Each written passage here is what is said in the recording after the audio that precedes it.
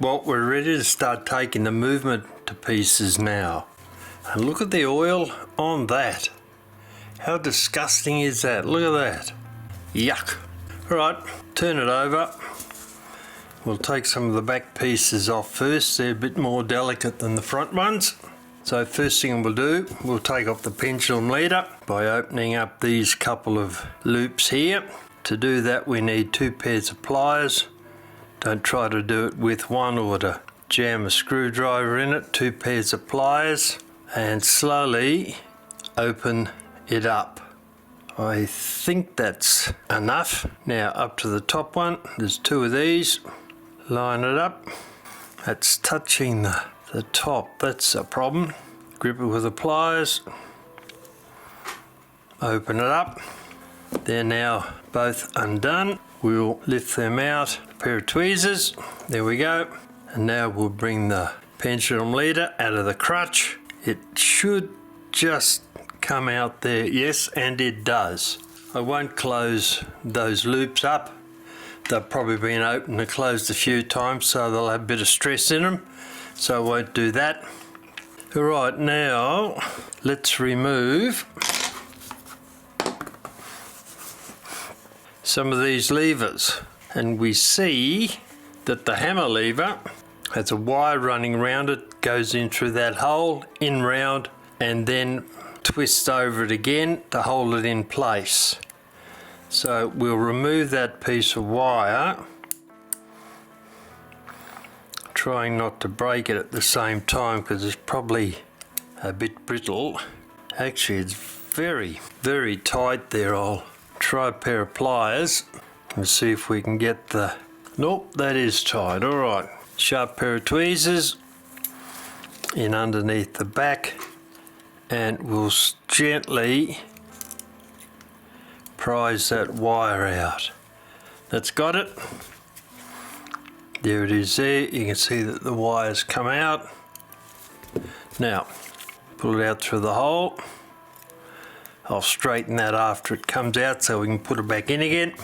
Now turn the hammer lever until that little lug there comes up to the top, level with that hole. Then the hammer lever will pull straight out. Now the high note lift lever, same thing, twist it round to that little pin, falls out through the slot. Now this piece of bent up wire here, I'll start to flatten that out. Being careful not to break it if possible. Using a flat jawed pair of pliers is the easiest way to do it. And keep working your way around. Want to learn more about repairing mechanical clocks? Become a Scotties Clock World member. No more annoying video ads ever because all members' videos are ad free. Choose either a Patreon or YouTube membership. Both memberships enjoy the same perks. Join up links are in the description below. Against the bump every time.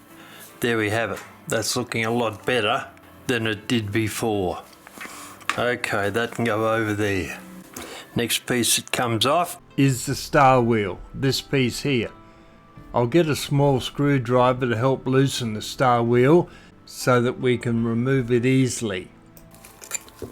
And I'll show you how to fit that correctly once we put it back on again. Little bit of incentive, it's a bit tight. I'm pretty sure that yep, that should be loose. Alright. Yep, it is spinning. Okay. Bit of incentive. You'll put a drop of oil on that, might loosen up a little bit, I hope.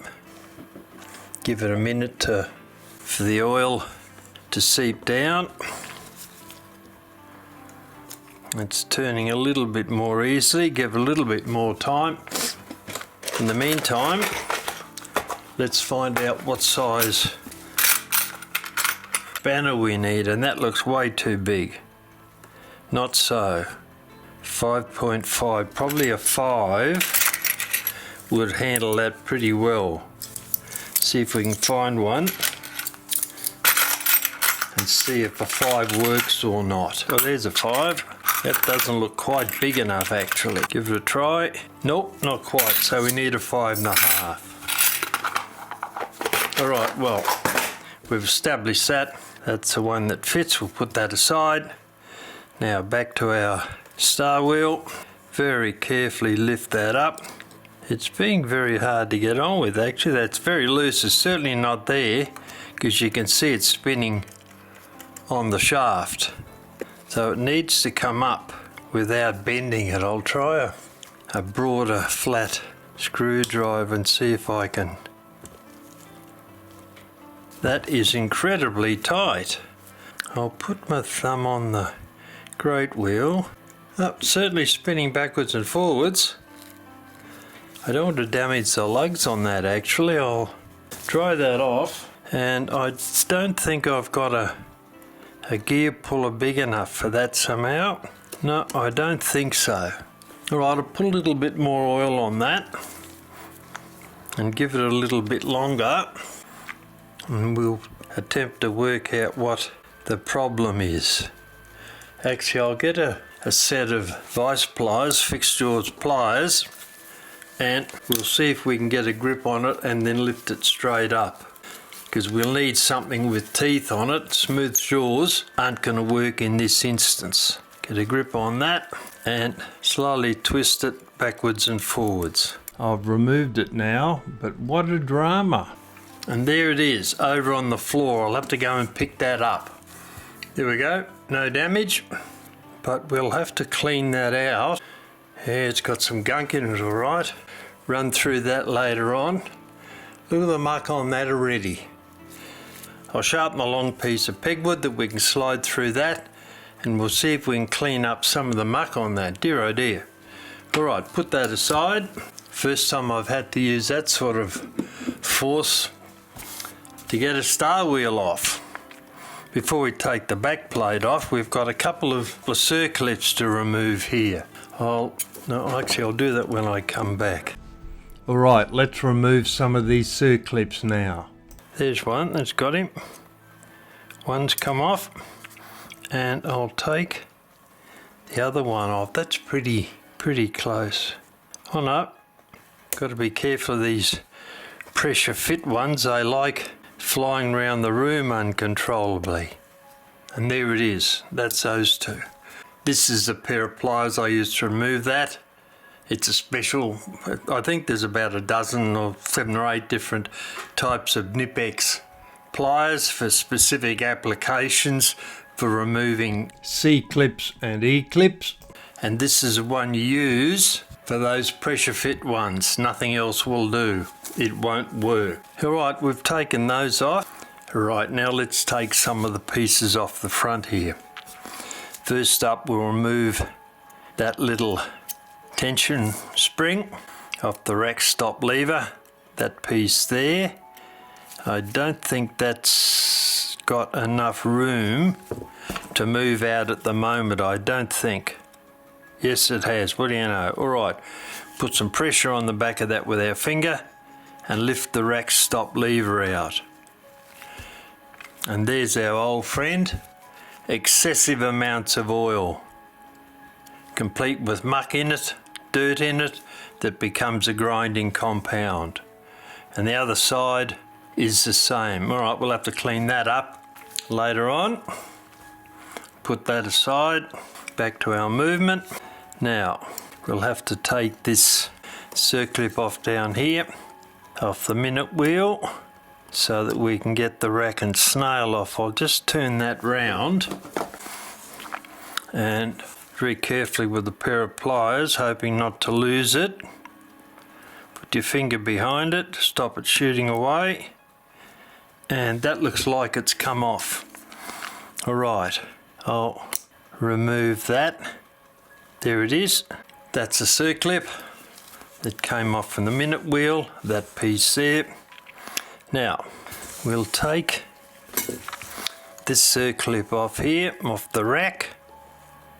Once again, a pair of pliers and your finger behind it so you don't lose it. There we have it. Put them in, look at them. Yep, they're both the same, not a problem. Now, We can take the rack out. It's not too bad. The teeth look alright. I'll just check to make sure that there's no high ones. Nope.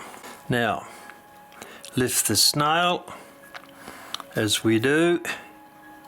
That washer of sorts comes up with it. Put that there. Take the snail off. That's the minute wheel, plastic one. Excess oil on it, you can see that there. We'll have to clean that up. And now, that little spring over the top there to get it out of the road. And now, we can lift this piece here out and it comes straight out. What do we got? Bit of oil on it, you can see it on my glove, but not too bad. We'll clean all those in a moment.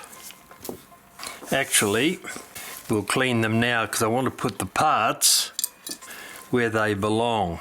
Using a clean cloth, I'll run over that cup washer there and put that over there. Our plastic minute wheel, looking like a quality product, says he. Alright, let's see what we got in the way of oil and stuff in here. Yeah, has got. Alright, I'll have to clean that with kerosene later on to get that out. And these other parts, the rack's not too bad, but I wouldn't be surprised if all of these pieces have got oil in them. Yeah, they have. Alright, well, we'll clean all those and the rack stop lever, that gunk there, in some kerosene in a moment. This is the German Knipex clock that I picked up at Tab recently. I've taken the movement out of the case. It's sitting here on my desk at the moment, and before we take the chains out, we'll have a look and see what we can see